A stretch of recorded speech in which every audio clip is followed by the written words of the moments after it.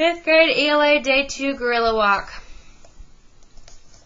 They hacked their way through the thickest to within 15 feet of the silverback. Now we can smell his pungent horsey scent and the big black knob of his head. Slowly pulling back the tangled vegetation like a curtain, the trackers make hum sounds to reassure the silverback.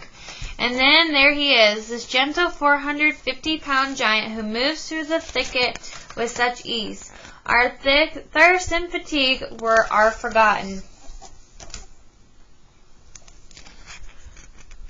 Our trackers help habitate this group and know them well. This one they have named Kakaparar, which means lame one. His left hand is crippled from a fight with 2 other big males who ganged up on him in an attempt to take over his group. He was able to fight them off, but because he's handicapped now, the next time they may drive him away or even kill him. If they succeed, one of them will assume leadership, kill the baby, and start his own family. There can be only one leader, so the only other male gorillas may stay with the group as a subdominant male, or leave to try to attract females and start his own group. Our silverback is very delicately pluckering the brilliancy, peeling back the stems into curling tendrils and stuffing them in the leaves into his mouth. Our trackers make sounds. Capri looks over his shoulder as passes gas and continues, then stops and seems to get into a reverie. Capri rolls over onto his prodigious belly, rests his chin on the back of his folded hands, and stares directly at us from only 10 feet away. He doesn't seem to really notice us, though. It's more as if he's staring right through us. There is a moment in the vegetation a few yards away. It's Kasiga's boy, the young male of K Group. Somewhere hidden nearby is... Why is his name so hard? Naya Butono, small lady, and her 2-week-old baby, Magoba, the prophet. Before we know it, our hour is up. Our trackers continue to talk to their old friend as we back away.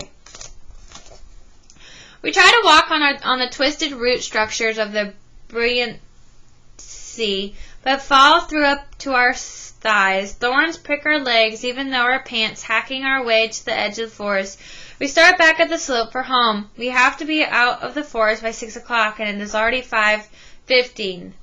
The sun will set soon. After only 1 hour of hard climbing, we step out into a farmer's field. Had we known this morning where the gorillas would be found, we could have entered the forest from here and saved ourselves 6 hours of rugged tracking. Anko's cattle stand amid the banana trees and stare at us, their huge horns curving gracefully over their heads like misplaced elephant tusks. A long ridge flanked by terraced slope descends into a valley.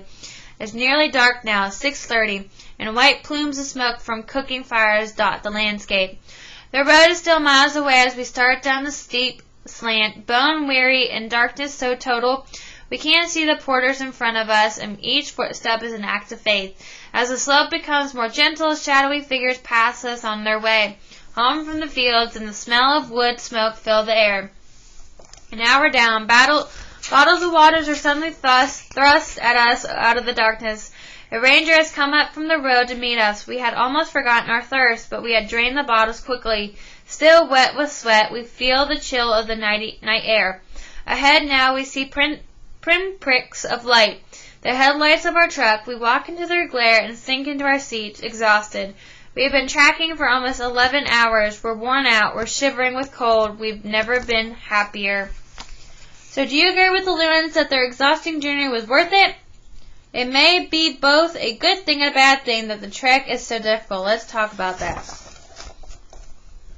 M Group. At 8:30 the next morning, we are walking down the rough road that bisects the park. Before long, we step onto a path cut into the thick vegetation at the side of the road and begin our climb. Tired going, but after yesterday's long trek, we're ready for it. Today, we're going to visit M Group, a group of 16 family members. After only 3 hours of chopping and slicing our way up the slope, we found M Group's night nests.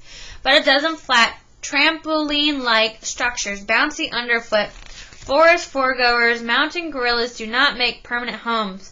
Each gorilla makes its own nest every night, wherever the group happens to be at nightfall. infants sleep with their mothers. We sit on the nest and look out at what the gorillas saw last night just before they dozed off. In front of us are 3 huge trees arching at the top and hung with moss-covered vines. Through the graceful arch of the trees, the impenetrable forest rolls off, seemingly without end. We feel out of our own time. This view, it seems to us, is of the world first made. 100 yards up the slope, we find M Group, leaving our porters.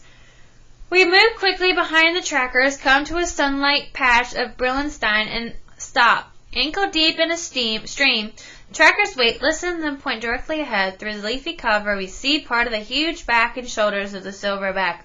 He is eating. Then he turns to look at us, and all we can see are his eyes, hooded by his beetle brow. Ahem, say the trackers.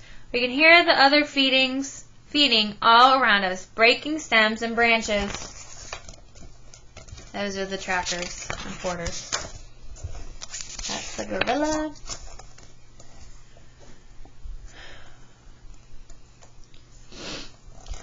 The tractors pull back the vegetation. Ahem, ahem. Now in full view, the silverback Ruandez, the one who sleeps a lot, is resting on one elbow.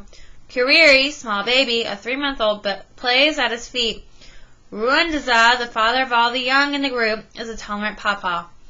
Kuriri scampers up the great bulk of his father, then rolls off, head over heels. Ruandez lies back on the tangled vegetation and dozes, ignoring Kawa as the baby climbs on him and again. Kawan's mother, Bukama, lame-fingered, sits nearby peeling the bark from a stem. She holds the peeled stem to her mouth as if playing a flute. Kawa, tiring of his game, joins her and watches bright-eyed.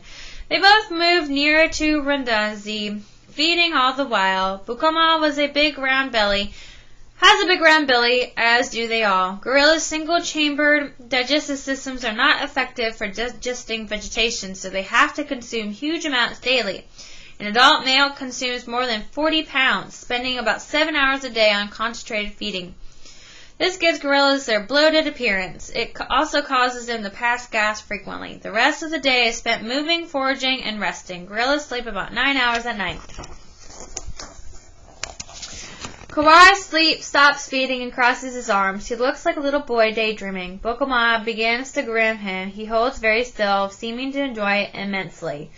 Ramadaz sits up half-heartedly, eats a leaf or two, then lies down on his side.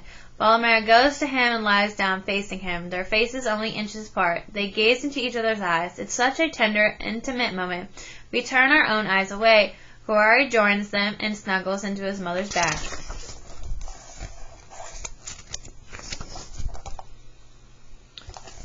So what are you noticing about the familiar way in which the mountain gorillas treat family members? Why might it be important for tourists to see the way gorillas interact?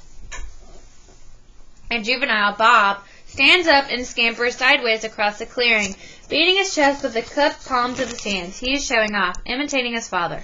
But when a silverback beats his chest, it is much more complicated. 9-step ritual that only an adult completes. He starts by hooting, then delicately places a leaf in his mouth, stands up, beats his chest, kicks out, runs sideways, tears up vegetation, then drops to all fours, and finally slaps the ground. Silverbacks do this to intimidate opponents and to assert authority. Bob sits down about 6 feet away from us and stuffs leaves into his mouth. A female, partially hidden from us, sits up in a tree, breaking branches as if to build a nest. The rest of the group is spread out and can only be heard, snapping branches and loudly passing wind, meaning they're farting. Our time is now up, and we begin to back away. As we do, Ranza rolls up onto our all fours and strides off into the dense thicket. Kawari pulls himself onto Pukoma's back, and she and the rest of the group all follow Ruandaza. Still standing in the stream, we are suddenly alone in this dense patch of brilliancy, surrounded by the impenetrable forest. In the heart of Africa, those people in the forest have left us behind. And then some facts about the gorillas.